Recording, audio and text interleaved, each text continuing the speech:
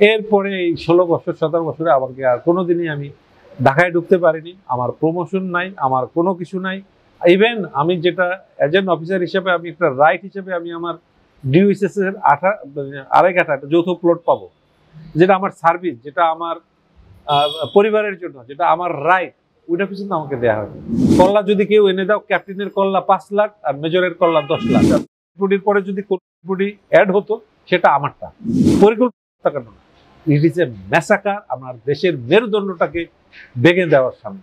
আমি একটা রাত ঘুমাতে পারিনি, আমার গা দিয়ে গন্ধ বেরোতো, যেটা আমার পাশে যে ছিল আমার ফ্যামিলি এরা জানতো আমি বাসায় যাইনি। এবং আমাদের অফিসারও ইনভলভ ছিল, যারা বিভিন্ন ব্যাটালিয়ন ছিল ওখানে, 44 রাইফেল ব্যাটালিয়ন, ওখানে 36 রাইফেল ব্যাটালিয়ন, আরো অন্যান্য ব্যাটালিয়ন যেটা ছিল, যারা ওখানে ইয়ে করেছে।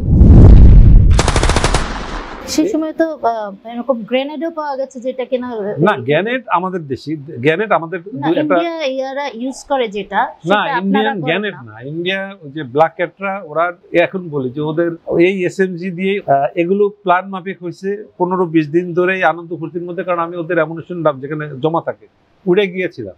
একটা গ্রেনেড কিন্তু লাগানো থাকে না, গ্রেনেডের বডিটা থাকে এক জায়গায়, আর ফিউজ যেটাকে বলি ডেটোনেটর, ওটা থাকে আলাদা জায়গায়। আবার অ্যামুনিশনও কিন্তু লাগানো থাকে না ক্লিপে, এটা বক্সে থাকে। আচ্ছা, এটাকে ভরতে হয়, ম্যানুয়ালি ভরতে হয়।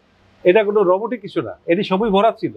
এতগুলো গ্রেনেড প্রাইম করা ছিল কোয়ার্টার, ওদের ভিতরে একটা আমরা বলি যেমন কোয়ার্টার গার্ডে অ্যামুনিশন ডাম, ওটাকে অ্যামুনিশন ডাম বলে, আর বিজিবিতে ওটাকে ম্যাগাজিন বলে। আচ্ছা আচ্ছা, এটা ম্যাগাজিন। আপনি অন্য কোনো অফিসারকে আপনি জিজ্ঞেস করে দেখেন, ওইটা আনঅ্যাটেন্ডেড ছিল, ওখানে ওরা বসে কাজ করতো। ওই যেসব জওয়ান আমাদের ওদের সাথে কোলাবোরেটে ছিল, আচ্ছা আচ্ছা, এই কাজ করছে। অথচ এতগুলো অফিসার, আপনি দেখেন ওদের নিজস্ব ইন্টেলিজেন্স আছে, ওখানে এফএস আছে, এফএস ইউনিটের সিও ছিল।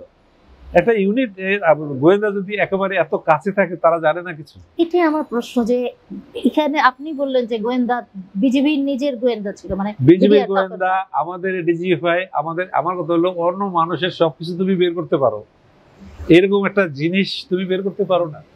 এইটা করতে তো অত খাতা কলম নিয়ে যোগ বিয়োগ করতে হয় না।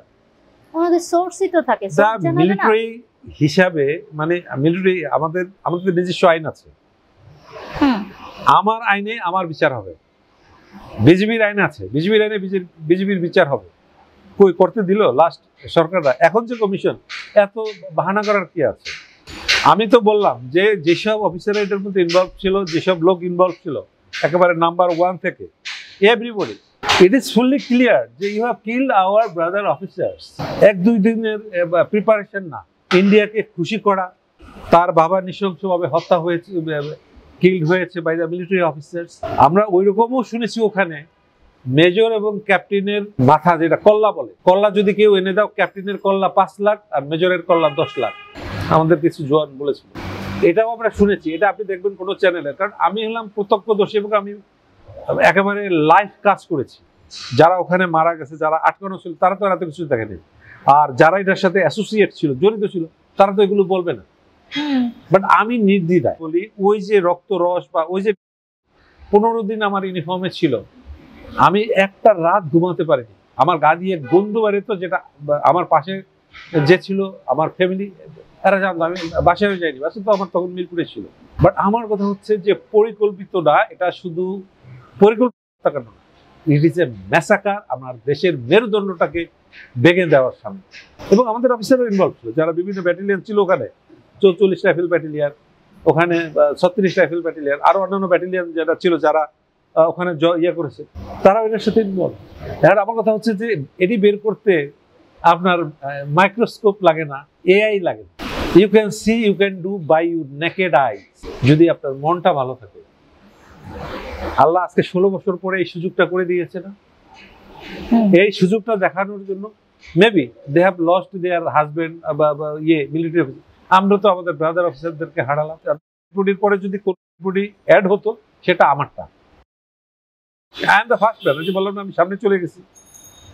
অলমাইটি ইজ অলমাইটি, অলমাইটি বাঁচিয়েছে। এখনো এই যে বলতে পেরে যে আমি রিলিভ করতে পেরে আমার খুব স্বস্তি লাগছে। মানে এখন মনে হয় যে আমি, হ্যাঁ, আমি 16 বছরে তো ঢাকা, এরপরে তো এরপরে ঘটনা, পরে ওই যে আমাকে যাইতে দিল না ওই যে দরবারে। দরবারে এরপরে আমার উপরে বিভিন্ন রকমের অত্যাচার, আমাকে পোস্টিং আউট করে দেওয়া হলো। আমি 17 মার্চ পর্যন্ত ওখানে ছিলাম। এরপরে হঠাৎ করে আমাকে এই আমার পোস্টিং হয়ে গেল, ঢাকা থেকে আমি আউট। এরপরে এই 16 বছর 17 বছরে আমাকে আর কোনোদিনই আমি ঢাকায় ঢুকতে পারিনি। আমার প্রমোশন নাই, আমার কোনো কিছু নাই। ইভেন আমি যেটা এজেন্ট অফিসার হিসেবে আমি একটা রাইট হিসেবে আমি আমার ডিউএসএস এর 2.5 কাঠা যৌথ প্লট পাবো, যেটা আমার সার্ভিস, যেটা আমার পরিবারের জন্য, যেটা আমার রাইট, ওইটা পর্যন্ত আমাকে দেওয়া হয়নি। অথচ আমার কিন্তু সব আছে, প্রমোশনের যত যা কিছু, all requirement I have, but আমাকে দেওয়া হয়। এরকমও তো আমরা দেখেছি অনেক অফিসারকে গুম করা হয়েছে। না, এরা যারা ছিল, যারা এই যে ঢাকার মধ্যে ছিল এদেরকে, বাট আমি তো ওই যে আমাকে ঢাকা থেকে বের করে দিয়ে I was in Hilltracks, I was in for a long time, I was in Hilltracks, Khagrachari, Bandarban, Rangpur, বিভিন্ন জায়গায়। আমার মাঝখানে হার্ট অ্যাটাক হয়েছিল, আমার জন্য হেলিকপ্টারও দেয়নি।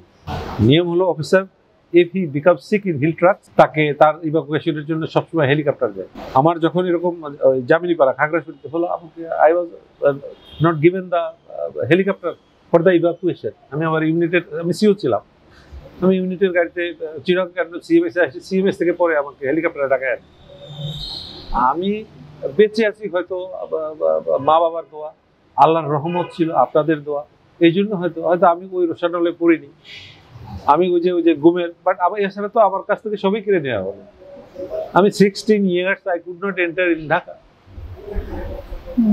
এবং আমাকে মুখ চুপ থাকতে আমাকে বলে হয় যে আমার সাথে মাহবুব রশিদ, সে কিন্তু মেজর জেনারেল, আমেরিকার ডিএ, সে কিন্তু সবকিছু অল ফ্যাসিলিটিস দেখো এরকম আছে। ওই যে ফ্যাসিলিটেড পার্টি, নট অনলি মাহবুব রশিদ, আরো আছে। ওই যে বললাম, তারা টাকা পয়সা, বাড়ি গাড়ি, এখন তো আপনারা বিভিন্ন মিডিয়ার মাধ্যমে আপনারা দেখতে পাচ্ছেন, they are very very rich in last 15 years, 16 years। But আমাদের মৌলিক অধিকার থেকে আমাকে শুধু বঞ্চিতই করেনি, মানে আল্লাহ হয়তো চেয়েছিলেন বলে বেঁচে আছি। আমার মেয়েরা আছে, 3টা মেয়ে আমার, ডাক্তারি পড়ছে। তা এটিও আমি এটা বলতে চাই না, আমি আসলে ওইটাকে জীবন্ত লাশ আমি বলতাম যে আর আমাকে একটা জায়গায় কোনোদিন 6 মাস 7 মাসের বেশি রাখতো না। বাইরে পাঠানোর পরে প্রতি 6 মাস 7 মাস পরে মিনিমাম একটা ইউনিটে 2 বছর 3 বছর থাকে। 6 মাস পর ওই আপনার পোস্টিং, এখান থেকে ওখানে, ওখান থেকে এখানে। আমার ফ্যামিলি কোনো রকম, মানে এটাও শাস্তি? এটা শাস্তি না, এটা শাস্তি না। আমার ফ্যামিলি কোনো রকমে আমার বাচ্চাগুলো পড়াইতে পারতেছি না, আমি দৌড়ের উপরে, ইয়ের উপরে, তা আমার উপরে। বাট আমার কথা হলো যে উপরওয়ালা তো আছে, চলে। আমরা কিন্তু we never afraid of death, because আমরা চিরাং হিলট্র্যাক্সের শান্তি বাহিনীতে, আমি হিলট্র্যাক্সে চাকরি করেছি, আমি 4 বার এমবুশে পড়েছি, শান্তি বাহিনীর এমবুশে। ওয়ার এক এমবুশে আমার মতো একজন মেজর মাহসিন, তার 18 জন সহ মারা গেছে। যে ক্যাম্পে আমি ছিলাম ওই ক্যাম্পে 5 গুলি আছে। মেজর মহসিন এরা কিন্তু বিডিআর ছিল তখন।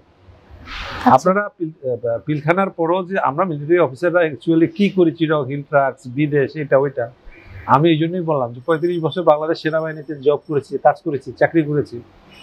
তার মধ্যে সবচেয়ে স্যাডেস্ট পার্টটা হলো আমার এই অফিসার্স কিলিং মিশনটা, যে কত nicely they have executed in a small city like Dhaka, যেখানে একটা অফিসার যদি একটা অফিসার মানে আমি বললাম যে চিফ জেনারেল মইনুল আর জেনারেল হাকিম, এই 2টা ব্যক্তির মধ্যে, আর ওই যে বললাম সবাই হাত পা বেঁধে রেখে দিচ্ছে শিকল দেয়া, নাহলে কেন ওই দিন যমুনায় গিয়ে প্রধানমন্ত্রী বসে আর সব চিফদেরকে নিয়ে ওখানে টাইট করে বসে রাখছে। কারণ কোশ্চেন তো অনেক রকমেরই আসে। অনেক অফিসার তারা সেনাবাহিনীতে ফেরত দেওয়া হয়ে ওই যমুনার পরে আমেরিকায় চলে গেছে, ওখানে বইয়া প্রমোশন হয়েছে। অনেক ইন্ডিকেশন আপনাকে বলে দিবে যে কাজটা পরিকল্পিত এবং নিখুঁত প্ল্যানে, ভিতরের বাহিরের এবং পলিটিক্যাল সমন্বয়ে তারা সাকসেসফুল হয়েছে।